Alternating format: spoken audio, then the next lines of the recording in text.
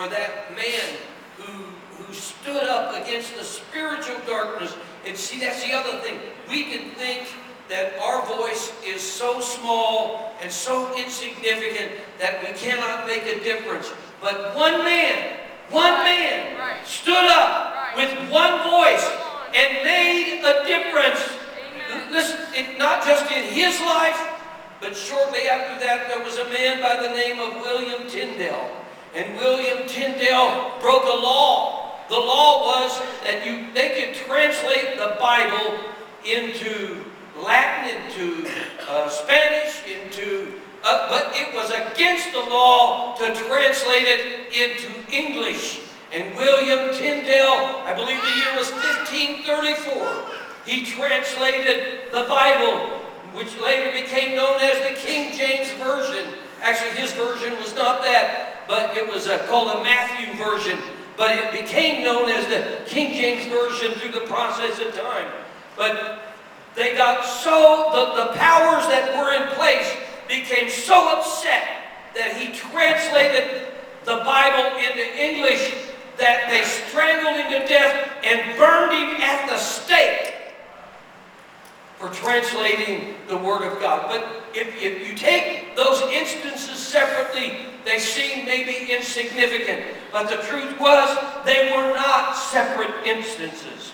It was the Spirit of God that moved upon Martin Luther, and he stood up and said, the real battle that's going on is going on in your soul.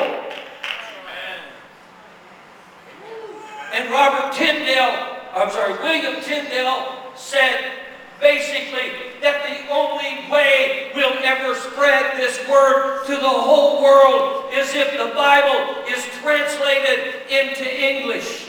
I know we have church and we have scriptures on, and hopefully you still have a Bible. Hopefully you have more than an iPad or an iPhone. Hopefully you still have a Bible. You need to treasure that Bible. Anyway, I just thought that sometimes one voice, Pastor Dan, on a Sunday morning, preaching one message, can ignite the fire. And fire is contagious. Right. Amen. If you say, well, only one, listen, if one will catch on fire, it will spread to another, and spread to another, and spread to another.